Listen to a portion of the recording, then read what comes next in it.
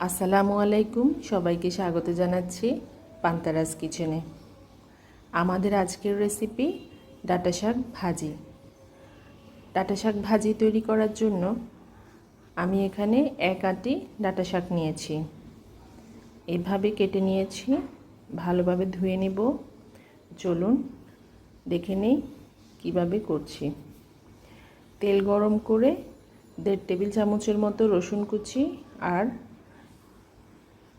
2 table চামচ থেকে একটু বেশি দিয়েছি আমি পেঁয়াজ কুচি। হালকা ভেজে নিয়েছি, তারপর দিচ্ছি স্বাদ মতো লবণ। খুব বেশি বাদামি করে ভাজবো না, একটু ভেজে নিয়েই শাক দিয়ে দিব।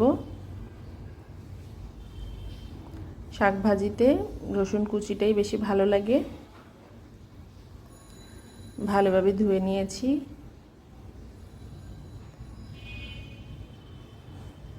এখন অ্যাড করে দিলাম ডাঁটা শাক।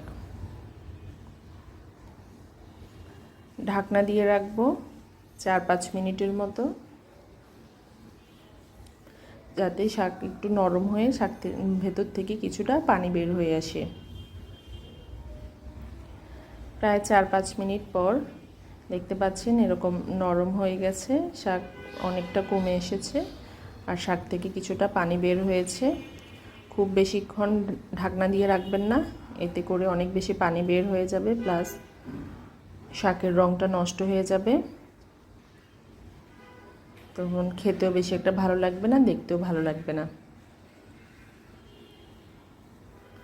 এখন ভালোভাবে নেড়ে চেড়ে পেঁয়াজ রসুন কুচির সাথে মিশিয়ে নিচ্ছি। এই পর্যায়ে দিয়ে দিলাম 4-5টা কাঁচামরিচ ফালি। কাঁচামরিচ আপনারা আপনাদের স্বাদ অনুযায়ী অ্যাড করতে পারেন। অনেকে ভাজা শুকনো মরিচ দিয়ে খেতে পছন্দ করেন ডাঁটা শাক, সেক্ষেত্রে আপনারা শুকনো মরিচ ভেজে নিয়ে বা টেলে নিয়ে অ্যাড করতে পারেন।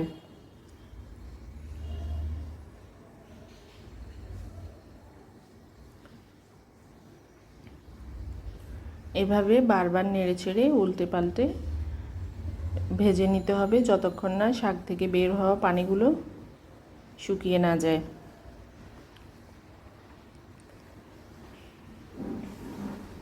এক্সট্রা কোনো পানি অ্যাড করতে হবে না, আর ঢেকে দেওয়া যাবে না। প্রথমে যে 4-5 মিনিটের মতো ঢাকনা দিয়ে রেখেছি, এরপরে আর ঢাকনা দেওয়া যাবে না, এতে করে শাকের রং নষ্ট হয়ে যাবে।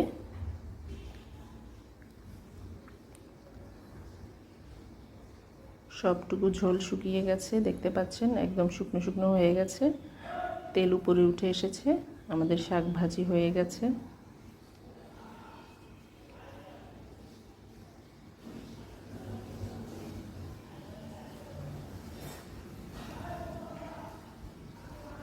ডাঁটা শাক ভাজি হয়ে গেছে।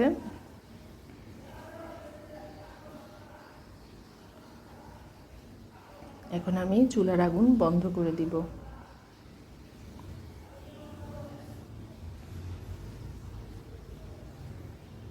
এবার পরিবেশনের পালা। দেখতে পাচ্ছেন শাকের রংটা খুব সুন্দর সবুজ আছে। গরম ভাতের সাথে এভাবে ডাঁটা শাক ভাজি করে পরিবেশন করুন, বাসার সবাই পছন্দ করবে। আশা করি আমার আজকের রেসিপি ভালো লেগেছে। ভালো লাগলে একটা লাইক দিবেন, শেয়ার করবেন। আমার চ্যানেলটি সাবস্ক্রাইব করে পাশে থাকা বেল বাটনে ক্লিক করবেন আমার চ্যানেলের পরবর্তী রেসিপির নোটিফিকেশন পাওয়ার জন্য।